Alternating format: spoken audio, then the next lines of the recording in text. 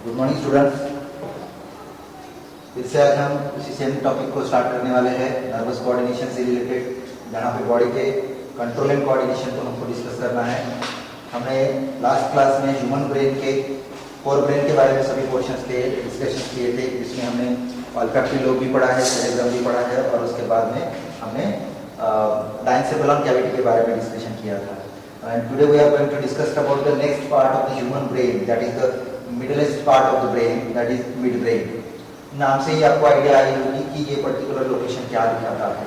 तो basically it is present in between the fore brain and hind brain. तो fore brain का जो सबसे लास्ट वाला पोर्शन था डायनसेफेलॉन, और हाइंड ब्रेन का अगर पहला पोर्शन कंसीडर करेंगे तो जिसमें ब्रेन स्टेम का एक पार्ट आता है वो है पॉन्स वायरली। तो आप लोकेशन वाइज उसको लोकेट कर सकते हो। It is present between the part of diencephalon cavity and the part of pons virally.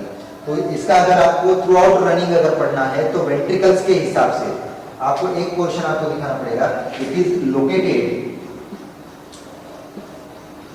Eight the position of iter. ठीक है, ये कौन सी पोजीशन पर अटैक करता है? आइटर वाले पोजीशन पर अटैक करता है। इसी को हमने एक्विडक्ट ऑफ सीलियस ये लोकेशन देना है। And basically this midbrain according to their structural components can be differentiated into two different parts, and that we have to discuss here now. The midbrain can be differentiated first part as corpora quadrigemina। ठीक है, इसमें पहला portion क्या करना है? Corpora quadrigemina. And the second portion is called as cerebral peduncle और crura cerebri. ठीक है, ये दो स्ट्रक्चरल कंपोजिशन हम देखेंगे। तो फिर से इसको डायग्रामेटिकली थोड़ा सा एक्सप्लेन करने की कोशिश करेंगे हम। जैसे कल मैंने डायनसेफेलॉन का पार्ट बताया था, वैसे ही आप यहाँ पे भी देखेंगे।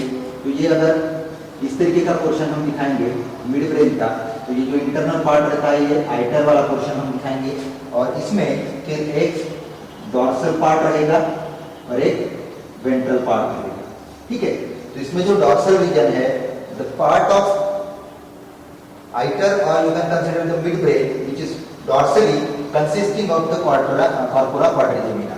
तो कॉर्पोरा क्वाड्रिजेमिना एक्चुअली क्या होता है? तो यहाँ पे क्वाड्रा वर्ड दिया गया है, इसका मतलब it indicates the four, number 4। तो चार ऐसे स्ट्रक्चर्स यहाँ पे आपको दिखाने हैं। तो कॉर्पोरा क्वाड्रिजेमिना में फिर से अगर हम डिफरेंशिएट करेंगे तो यहाँ पे दो पार्ट को हम डिवाइड कर सकते हैं। वन इज एंटीरियर कॉलिक्यूली, और it is called as superior colliculi, and the second one is called as posterior colliculi, or it is called as inferior colliculi। ठीक है, ये दो पार्ट हम डिवाइड करेंगे। तो दोनों का पोजीशन हम कहाँ पे दिखाएंगे? Basically it is present on the dorsal wall. ठीक है, इसका डॉर्सल वॉल मिड ब्रेन में जितना भी लोकेशन हम देंगे, जो उसका वॉल रहेगा, उसमें डॉर्सल और वेंट्रल में अटैचमेंट आपको दो पेयर के साथ में यहाँ पे दिखाना है। ऐसे दो पेयर मतलब टोटल 4, इसीलिए इसका नाम दिया जाता है क्वाड्रिजेमिना।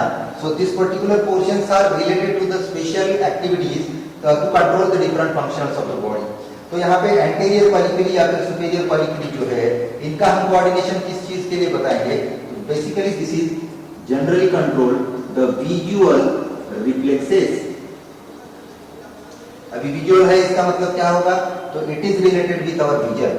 ठीक है, तो विजन से रिलेटेड क्या चीज को ये कंट्रोल करता है? तो एक चीज आपने ऑलरेडी प्रीवियसली पढ़े हैं कि सेरेब्रम के जो हायर सेंटर्स होते हैं, जिसमें हमने frontal, parietal, temporal, occipital lobe हमने दिखाए थे, उसमें जो ऑक्सीपिटल लोब था, उस ऑक्सीपिटल लोब में दो पार्ट थे, एक सेंसरी विजुअल एरिया और दूसरा था association visual area.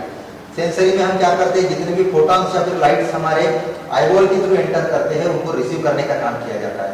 After the analysis of that particular light or the frequency or the intensity you can consider, what happened? The proper analysis will be done there, and finally the response will be produced in the form of the image. So that will also considered as the visual reflexes. But here it is what happened. Anterior colliculi or superior colliculi also related with the visual reflexes, but it can control the movement of the head with response to the light. एक simple सा example इसके साथ compare करके देखेंगे तो आपको idea clear हो जाएगी। विजुअल रिफ्लेक्सेस का मीनिंग यहाँ पे क्या होना चाहिए? नॉर्मल विजन तो हम हॉस्पिटल लोग से दिखाते ही है, लेकिन इसका विजन से क्या रिलेशन होता है? तो आपको एक एग्जांपल के थ्रू ऐसा समझना है कि जैसे अगर आप चलते चलते किसी चीज को फॉलो कर रहे हो या फिर किसी चीज की तरफ देख रहे हो, तो क्या हम हमेशा स्ट्रेट लाइन में ही हमारा हेड हमेशा रखते हैं? तो कभी भी नहीं।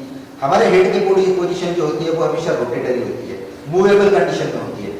जैसे ऑब्जेक्ट मूव करेगा उसको फॉलो करने के लिए हम हमारे हेड का रोटेशन भी मेंटेन करते हैं। For taking the example for this particular activity is watching the match. किसी भी मैच को जब आप देखते हो, खास करके आप टेनिस बॉल का ले लीजिए या फिर वॉलीबॉल का ले लीजिए या फिर आप पर्टिकुलरली क्रिकेट का मैच ले लीजिए, अगर हम ऑब्जेक्ट करके बॉल को कंसिडर करते हैं तो क्या होता है? फुटबॉल हो गया या फिर क्रिकेट बॉल हो गया, वो जिस डायरेक्शन में मूव करता है उस डायरेक्शन में हम क्या करते हैं? उसको फॉलो करते हैं। जैसे हमारे वॉच में पेंडुलम होता है, पेंडुलम की भी मूवमेंट आप देखते होंगे, तो क्या स्टेडी कंडीशन से हम उसको देख सकते हैं? नहीं। जैसे जैसे पेंडुलम की मूवमेंट होगी, मतलब जैसे ऑब्जेक्ट मूव करते जाएगा उसके हिसाब से हम क्या करेंगे? हमारे हेड का रोटेशन मेंटेन करता है। तो ये जो कोऑर्डिनेशन है to follow the particular moving object with respect to the movement of our head, और you can consider the neck also, that is the visual reflex which can be easily controlled by superior colliculi और anterior कॉलिक्यूली। तो ये हो गया first pair जो कि dorsal wall के साथ अटैचमेंट पे रहेगा। ठीक है, तो anterior colliculi can control the visual reflexes here. Second, posterior colliculi या फिर जिसको हमने इंफीरियर नाम दिया है, सिर्फ इसका पोजीशन या लोकेशन के हिसाब से नाम दिया है, बाकी इंफीरियर सुपीरियर का ऐसा कोई रोल नहीं है। तो इंफीरियर क्या कर सकता है? तो this will control audio reflexes. ठीक है, सेंस ऑफ ऑडिशन हमने फिर से पढ़े थे सेरेब्रम में, जो कि हायर सेंटर्स में लोकेटेड है। Audio means related with what? It is related with the hearing capacity, sound capacity. तो बेसिकली जब हम टेम्पोरल लोब की बात करते हैं तो वहां पे एक स्पेशल ऑडिटरी एरिया दिया गया था। वो ऑडिटरी एरिया क्या करता है? हमारे इंटरनल ईयर के साथ कनेक्टेड होता है। हम जब आगे इस चैप्टर में पढ़ेंगे तो ईयर की एनाटॉमी हमको पढ़ना है, उसमें आपको पता लगेगा कि इंटरनल ईयर में एक पार्ट होता है जिसमें साउंड वाइब्रेशंस को, साउंड फ्रीक्वेंसीज को, साउंड इंटेंसिटीज को या फिर साउंड वेव्स को रिसीव किया जाता है, और फिर उसका एनालिसिस होने के बाद में हमको किस तरीके का साउंड है, क्या उसकी इंटेंसिटी है, वो हम समझ सकते हैं। तो वो हो गया हियरिंग कैपेसिटी से रिलेटेड। लेकिन यहाँ पे क्या है? हियरिंग कैपेसिटी को हमको कोरिलेट करना है again with the movement of the head, कि क्या हम कभी किसी साउंड को फॉलो करते हैं या नहीं करते हैं। तो obviously you can see that we can easily follow the sound. इसका एक सिंपल सा एग्जांपल फिर से हम देखेंगे, वो ये रहेगा कि अगर आप किसी रास्ते से चल रहे हो और आपको सडनली आपके बैक साइड से कोई साउंड सुनाई देता है, तो आप क्या करोगे? सबसे पहले कंप्लीट बॉडी मूवमेंट के पहले हमारा रोटेशन किसका होता है? तो हेड का रोटेशन होता है, नेक का रोटेशन होता है। हम क्या करते हैं? कौन से साइड से साउंड आया है उसको सुनने के लिए हम हमारे हेड की मूवमेंट करते हैं। तो वही चीज यहाँ पे अप्लाई करना है। ये जो पोस्टीरियर या फिर इंफीरियर कॉलिक्यूली होता है, ये उस साउंड को फॉलो करेगा। जैसे पहले इसमें हमने क्या देखा था? वो विजन को फॉलो करता है, किसी मूविंग ऑब्जेक्ट को फॉलो करता है to see that particular object. Here it is also we can easily hear the sound and finally we can follow that sound by moving our head और our neck. तो head या नेक के rotation के लिए particularly ये part जो है responsible रहेगा। तो एग्जांपल आपको समझ में आया होगा कि आप चलते समय अगर कोई आजू बाजू में साउंड आता है तो suddenly you can move your head.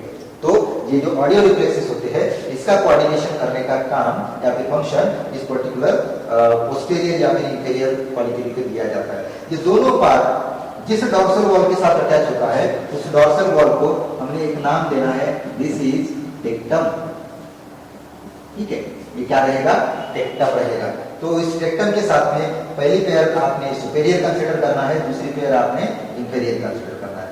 समझ में आ गया ये सब? तो इसको आप अच्छे से समझ लीजिए और पढ़ लीजिए। अगर कुछ डाउट्स रहते तो आप इसको क्लियर कर सकते हैं। Coming to the second question में, दैट इज सेरेब्रल पेडंकल। जैसे हमने डॉर्सल वॉल के साथ में टेक्टम दिखाया है, वैसे ही यहाँ पे अभी हमको क्या करना है? वेंट्रल वॉल का एसोसिएशन दिखाना है।